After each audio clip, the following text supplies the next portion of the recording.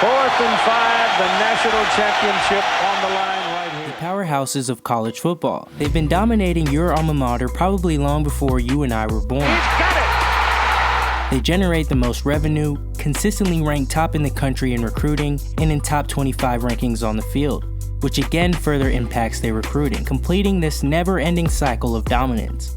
But what if I told you that the kingdoms of all the supreme college football programs across the country are starting to fall?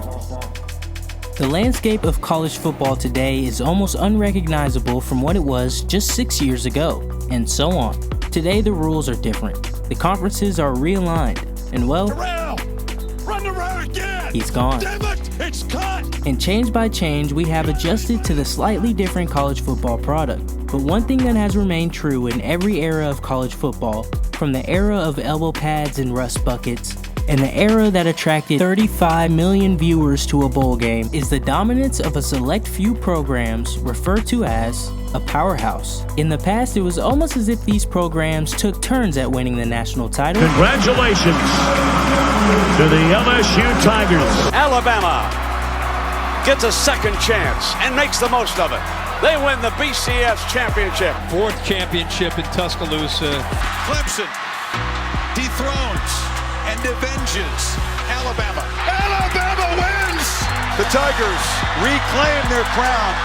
LSU sits on the throne of college football. Football now. We know who is in charge of college football now. Georgia Let me Tigers get a is road the off. biggest favorite championship game in recent decade. Duggan looking to throw. Max Duggan? Pressure on Come first in. down, and they get him. Michael It was a good Williams, coverage too fresh. sack, but It's too finally, easy. Michael Williams, It's too easy.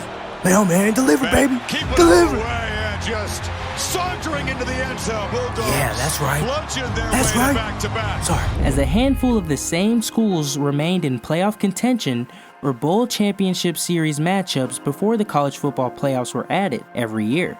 But in 2018, the NCAA would make another change. And this time, it would impact how every college football program would operate. And it seems it may be the very reason these powerhouse programs are starting to lose the dominating grip they have on the college football universe. Because inside every universe lies a portal. Well, both Jacob Eason and Justin Fields were on the sidelines at Georgia, watching Jake Fromm thrive for the Bulldogs. Both young pups were bitten and went running for the safety of the transfer portal. The addition of the transfer portal to college sports was something that brought mixed emotions before it officially became a database in 2018. The fear of holes in academics and blurred lines of professional and amateur status being the main arguments against. And those may have been fair suspicions, as today the landscape of college athletics sees over 13,000 athletes transferring, probably from your favorite school to mine, all in just 1 year. And some of these athletes are pretty damn good. Dan Lanning's team getting a commitment from 4-star safety Peyton Woodyard. Me and Martinez, the running back from Oregon State. In the Big Ten, 8 out of 14 starting quarterbacks are transfers at one point in their career. How much better is this team after this spring portal season? Cam Ward, the jewel of the transfer portal. I heard of Joe Burrow. I've heard of highest paid player in NFL history was with us at Ohio State. He graduated, transferred. Lanning's team have added 14 players via the portal. Talked to the staff at Colorado, who has 85 new players. But for a while, the common misconception was that these athletes are only transferring into more powerhouse programs, as they seem to have the best perks to offer. Development to go off to the Big Ten, SEC, and other conferences that's going to pick them up. In last year's transfer window, around 230 college football athletes decided to pack up their bags and join the outstanding rosters inside the power conferences. But this is almost to be expected, and honestly, feared. I mean, who doesn't want a piece of the notoriety, facilities,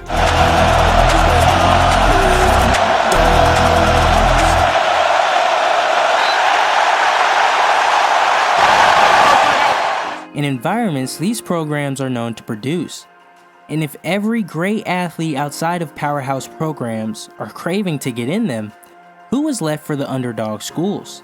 But even though a good amount of these athletes are craving to get into these powerhouse programs, even more are begging to leave.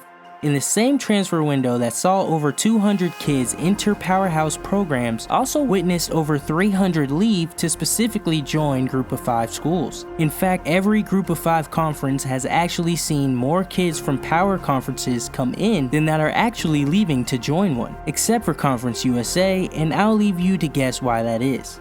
And with so many quality game-changing athletes joining Group of 5 rosters, the gap in talent is starting to close. From 2014 through 2017, Group of 5 schools only managed to win 40 games when playing against nationally ranked opponents.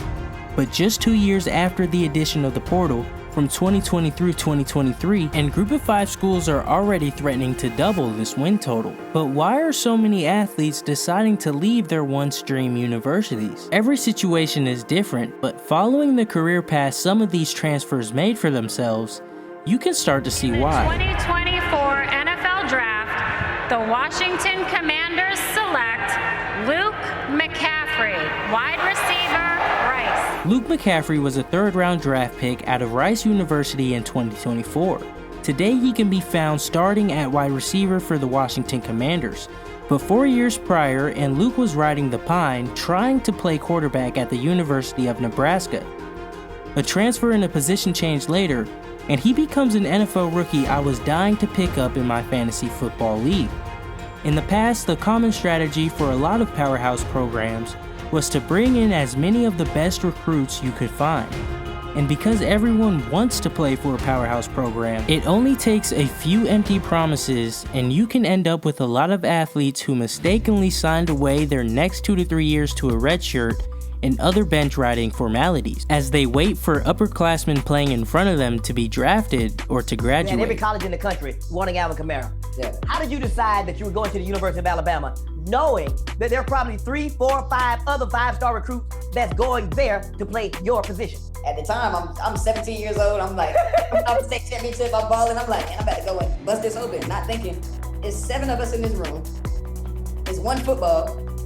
It's 10 games. What we gonna do? You know, so it's me, Tyron Jones, Alcee Tenpenny, rest in peace to him, that's my brother, and Derrick Henry, all in the same class. Not to mention TJ Yeldon, Kenyon Drake, Jocelyn Fowler, and D Hart. That's already there. So we get in the room, we get to the first running back meeting, we looking around and me and Alcee like, man, we stupid as hell. What are we doing? And with no portal, these players essentially had no other option. This and the fact that universities are buying players Lamborghinis and busted down APs are the main probable reason for the majority of the transfers. And without the excess depth the Powerhouse programs are used to having, less depth than we've ever had, and that's kind of a common theme talking to other coaches I talk to. Every year we've been here, I feel like we've had more players capable of going in and play winning football, and every year that goes down. These programs are actually starting to scramble to the portal and attempt to replace the players that they may have lost through the draft and graduations. But with the high standard that these programs have, it makes it harder to find missing pieces that will actually fit your system. Florida State is a university that has found an abundance of success in college football. They stand at an all-time winning percentage of .669, have won 5 national titles, and play inside a power conference. At the very least, they are considered a powerhouse program. But after the 2023 season, when their quarterback, star receiver, practically their whole team was drafted, they had no choice but to scramble to the portal in an attempt to replace what they lost. But in 2024, Florida State is 0-2 versus unranked opponents so far. And the main reason for this? Well, their transfers just aren't reaching their expectations. Clemson is another powerhouse program that is struggling as of late because of their lack of use in the transfer portal. For the second year in a row, Alabama was in a nail-biter against the one and only South Florida. And Notre Dame, the 5th-ranked team in the country, just lost to an unranked Northern Illinois. And just 2 years ago, it was an upset against Marshall.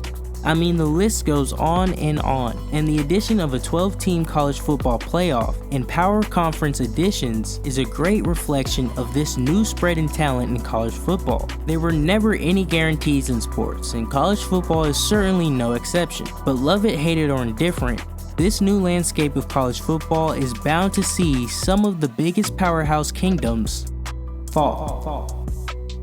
Thanks for watching.